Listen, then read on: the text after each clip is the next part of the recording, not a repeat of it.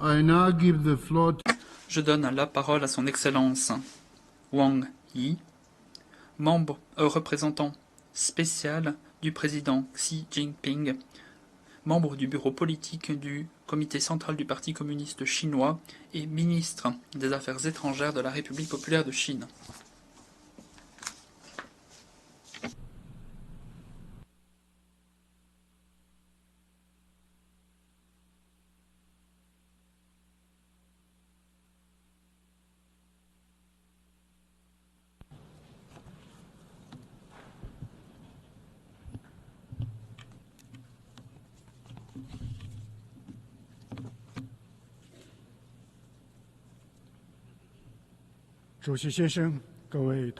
Monsieur le Président, chers collègues, aujourd'hui l'humanité se trouve de nouveau à un carrefour historique. Nous sommes dans un monde fait de transformations et de turbulences. Le désordre sécuritaire, le déséquilibre de développement et la défaillance de la gouvernance s'accentuent. Les conflits régionaux, les confrontations entre grands pays et les tensions géopolitiques se multiplient. Nous éprouvons une plus forte inquiétude quant à l'avenir de notre planète. Dans le même temps, nous sommes aussi dans un monde plein d'espoir. La tendance contemporaine à la multipolarisation et à la mondialisation s'avère impétueuse et irrésistible. L'aspiration des pays du Sud global à la modernisation n'a jamais été aussi forte. Nous n'avons jamais été aussi fermes dans notre marche en avant vers la modernisation. L'Organisation des Nations Unies porte l'aspiration des différents peuples à une paix durable et à une prospérité commune. Elle a été le témoin du parcours glorieux de la recherche de la solidarité, de la coopération et du progrès de la communauté internationale. Comme l'a souligné le président Xi Jinping à plusieurs reprises, le rôle de l'ONU doit être renforcé et non affaibli.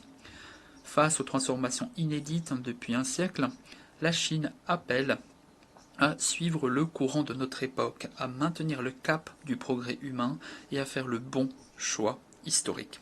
La Chine préconise de poursuivre la coexistence pacifique pour bâtir une architecture de sécurité marquée par la stabilité durable, de poursuivre l'ouverture et l'inclusion pour bâtir une architecture de développement marquée par la prospérité commune et de parvenir à une prospérité partagée, de poursuivre l'harmonie dans la diversité pour bâtir une architecture de civilisation marquée par les échanges et l'inspiration mutuelle, et de poursuivre l'équité et la justice pour bâtir une architecture de gouvernance marquée par la contribution conjointe et le bénéfice partagé.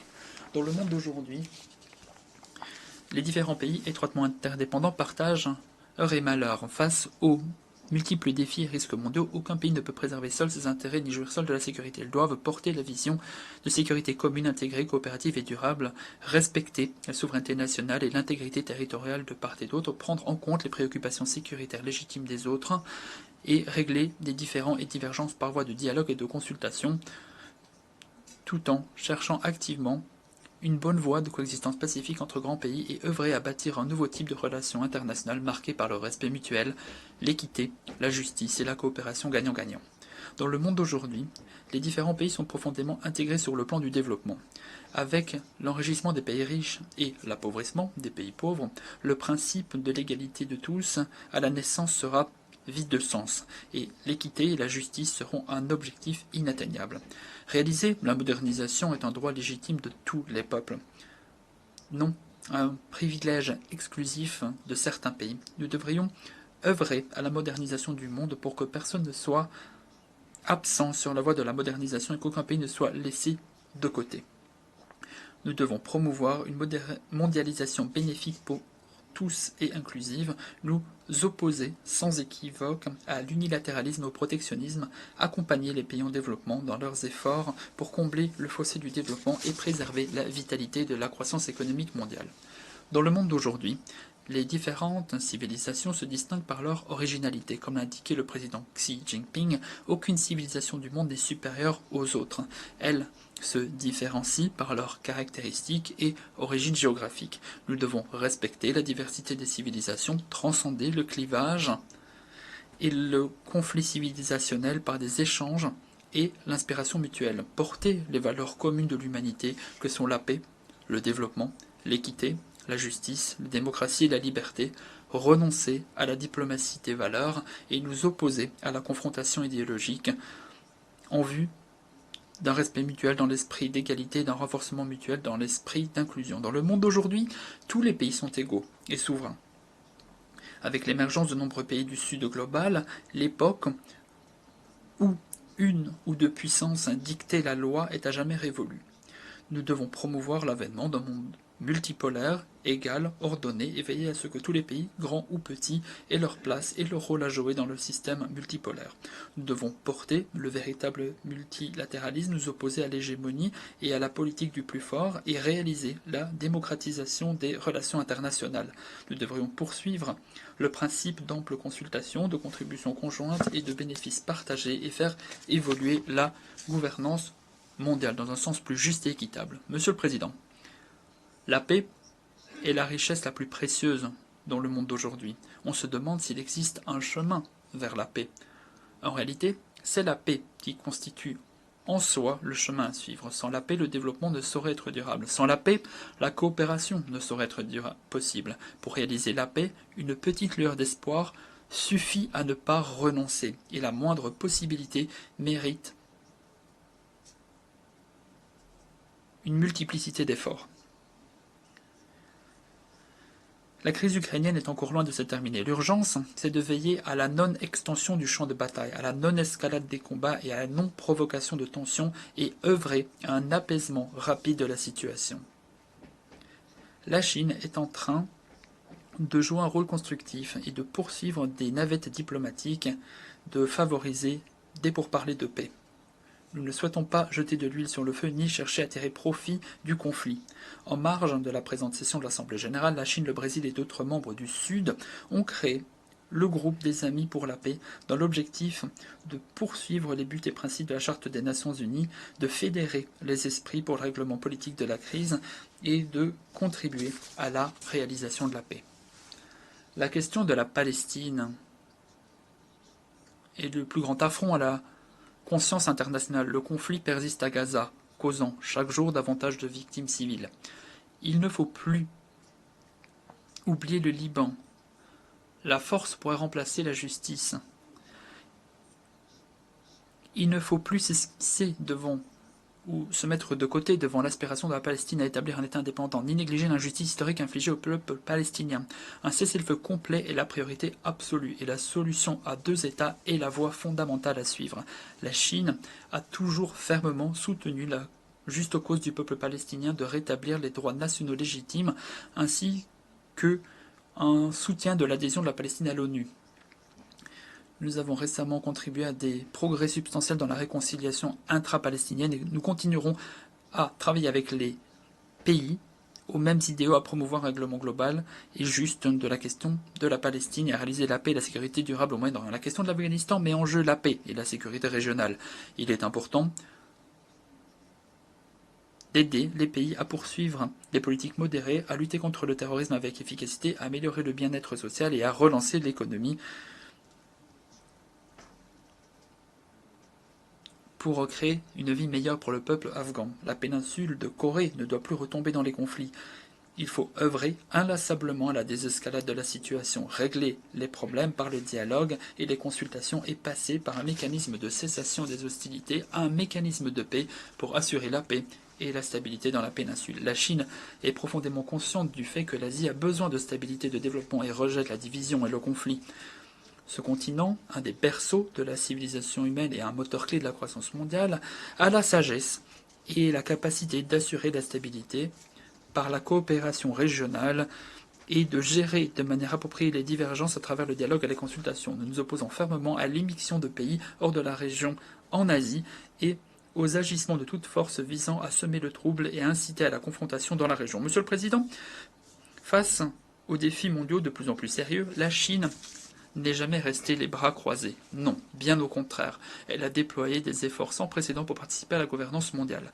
Ces dernières années, le président Xi Jinping a avancé présenté l'initiative pour le développement mondial, l'initiative pour la sécurité mondiale et l'initiative pour la civilisation mondiale, mettant à contribution la sagesse de la Chine pour régler les problèmes auxquels est confrontée l'humanité, apportant la force de la Chine pour perfectionner la gouvernance mondiale. Face à la disparité et à l'insuffisance de développement dans le monde, la Chine estime qu'il faut placer la question du développement au cœur de l'agenda international, se focaliser sur la réalisation des objectifs de développement durable à l'horizon 2030 des Nations Unies, consacrer davantage de ressources au développement et aider les pays en développement à mieux répondre aux divers défis et risques. Lors du sommet de Beijing du Forum sur la coopération sino-africaine qui s'est tenu récemment, le président Xi Jinping a présenté 10 actions de partenariat Chine-Afrique sur la modernisation et a annoncé la décision d'accorder le traitement de tarifs douaniers zéro à 100% de catégories de produits exportés vers la Chine par plus de 40 pays les moins avancés, dont des pays africains. La Chine est ainsi devenue le premier pays parmi les grands pays en développement et les principales économies du monde à avoir adopté une telle mesure majeure. Face aux sanctions, aux blocus et autres agissements d'intimidation unilatéraux, la Chine soutient fermement les efforts des différents pays visant à défendre leurs droits et intérêts légitimes, à préserver un système international équitable et ouvert, à promouvoir un développement mondial plus inclusif et plus coordonné pour toutes et tous, à lutter ensemble contre le blocus technologique et rejeter les ruptures des chaînes d'approvisionnement. Les sanctions et pressions ne mènent pas au monopole ni à la prédominance, et la répression et l'encerclement d'autrui ne résout pas de problème à domicile. Le droit des peuples du monde à une vie meilleure est inaliénable. À cette occasion, nous exhortons, encore une fois, les États-Unis à lever entièrement le blocus et les sanctions contre Cuba et à l'enlever de la liste des pays soutenant le terrorisme. Face à l'aggravation continue des défis écologiques, la Chine poursuit inébranlablement la voie du développement vert et s'engage à passer des pics d'émissions de carbone à la neutralité dans les délais les plus courts de l'histoire pour contribuer activement à la coexistence harmonieuse entre l'être humain et la nature. Il faut poursuivre le principe des responsabilités communes mais différenciées et appliquer effectivement l'accord de Paris au niveau mondial. Les pays développés doivent aider les pays en développement à renforcer leur capacité de riposte. Il ne faut pas faire de grands discours sur la lutte contre les changements climatiques tout en s'attaquant arbitrairement aux industries écologiques d'autres pays et en ralentissant le développement durable à l'échelle mondiale. Face au plein essor de l'intelligence artificielle, IA, la Chine veille à la primauté du peuple, à une IA au service du bien et une importance égale en matière de développement et de sécurité, et nous travaillons à élaborer des règles et normes internationales universellement reconnues en la matière. La Chine soutient le rôle des Nations Unies en tant que canal principal de la gouvernance mondiale de l'IA et œuvre à intensifier la coopération internationale sur le renforcement des capacités dans le domaine de l'IA. Nous avons lancé le plan d'action sur le renforcement des capacités en matière d'IA pour le bien de tous, et nous souhaitons jouer un rôle plus prépondérant dans la promotion d'un développement sain, ordonné, équitable et bénéfique pour toutes ces technologies. Face aux enjeux contemporains de la défense des droits de l'homme, la Chine estime qu'il faut respecter le libre choix de chaque pays de sa voie de développement des droits humains. Aucun pays ne doit imposer sa volonté aux autres, ni instrumentaliser la question des droits humains pour s'immiscer dans les affaires d'autrui, encore moins sous le prétexte des droits de l'homme. La Chine accorde depuis toujours la primauté au peuple, promeut l'épanouissement libre et plein de l'homme et a trouvé une voie de développement des droits de l'homme adaptée à ses conditions nationales. Nous entendons poursuivre le dialogue et les échanges avec les pays du monde et les institutions onusiennes des droits de la personne pour travailler ensemble à un développement sain de la cause mondiale des droits de la personne. Monsieur le Président, Taïwan fait partie intégrante du territoire chinois. C'est un fait historique, une réalité existentielle. La déclaration du Caire et la déclaration de Potsdam ont stipulé clairement que le Japon devait restituer à la Chine les territoires chinois qu'il avait dérobés, comme Taïwan et les îles Penghu, ce qui constitue une composante importante de l'ordre international d'après-guerre.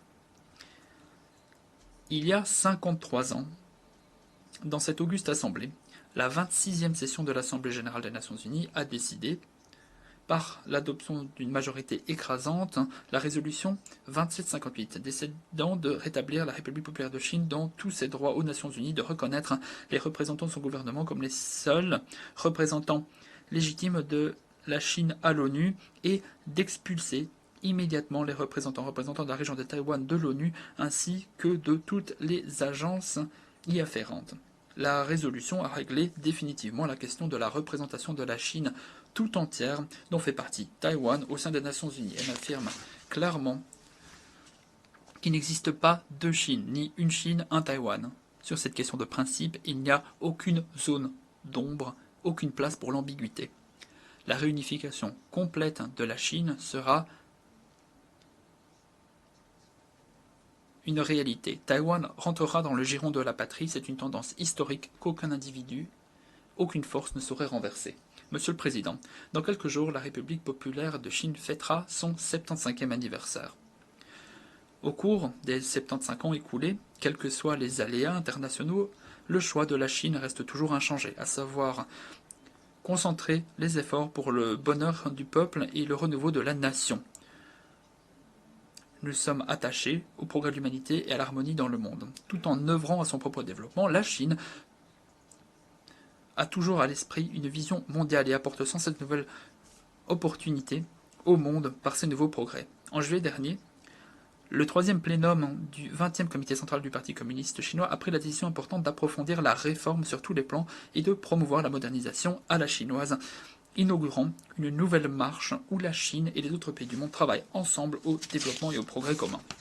La modernisation à la chinoise donnera une contribution énergétique à la paix et à la stabilité dans le monde. La civilisation chinoise valorise la paix et la nation chinoise n'a pas de tradition expansionniste. Victime de l'humiliation des puissances étrangères durant toute son histoire moderne, la Chine mesure profondément combien la paix et le développement durable sont précieux.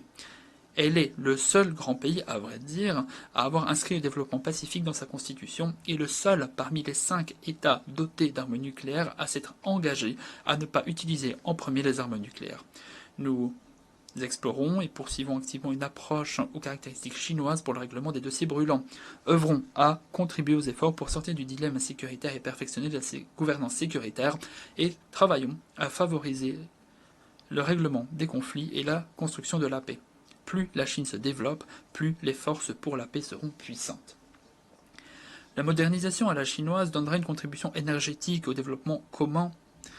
La Chine ne cherche pas que son propre bien, non, elle souhaite avancer main dans la main avec tous les pays du monde. Nous œuvrons, par l'élargissement de l'ouverture de haut niveau, à nous aligner sur les règles économiques et commerciales internationales de hauts standards et à bâtir un environnement d'affaires de premier rang mondial qui soit conforme aux principes du marché. Nous continuons à faciliter la mobilité humaine en mettant en place un régime d'exemption totale de visa avec plusieurs pays et en étendant notre politique unilatérale d'exemption de visa à plus de pays. Nous œuvrons énergiquement à coopération de qualité dans le cadre de l'initiative La ceinture et la route et soutenons le programme à l'horizon 2030. Nous redoublerons aussi d'efforts pour mettre en œuvre les 8 mesures en soutien de la coopération du Sud global et des initiatives importantes pour soutenir la paix et le développement en Afrique, de sorte que les pays du Sud global avancent à grandes enjambées sur la voie de la modernisation. La modernisation à la chinoise donnera une contribution énergique au perfectionnement de la gouvernance mondiale. La Chine soutient depuis toujours la réforme et l'évolution de l'ONU, ainsi que la mise en place d'une ONU 2.0. L'architecture financière internationale doit se mettre au diapason de notre temps et la gouvernance mondiale doit devenir plus équilibrée, plus efficace. La Chine continuera à s'acquitter de ses obligations internationales et apportera son soutien financier à l'ONU et lui fournira ses meilleurs talents. Le système onusien doit répondre aux revendications légitimes des pays en développement et augmenter la représentation et le droit à la parole des pays du Sud global. La modernisation à la chinoise donnera une contribution énergique au progrès de la civilisation humaine. La modernisation à la chinoise trouve ses racines dans la terre chinoise, certes, mais s'inspire aussi des acquis d'autres civilisations, créant une nouvelle forme de civilisation humaine, offrant une nouvelle option aux différents pays dans leur recherche de voies de modernisation. La Chine poursuit sa quête d'inspiration mutuelle entre civilisations et rejette l'hégémonisme culturel de la confrontation idéologique. Nous avons proposé l'instauration de la Journée internationale pour le dialogue entre les civilisations. Nous souhaitons plus d'échanges entre personnes, entre civilisations dans le monde pour promouvoir la prospérité. Monsieur le Président, l'année 25 marquera le 80e anniversaire de la victoire de la guerre mondiale antifasciste et la fondation de l'Organisation des Nations Unies. La Chine entend travailler avec tous les autres pays du monde pour se rappeler la vocation et les missions de l'organisation, réitérer nos engagements fermes envers l'agenda des Nations Unies et promouvoir un véritable multilatéralisme en vue de construire une communauté d'avenir partagée pour l'humanité en bâtissant un monde meilleur. Je vous remercie.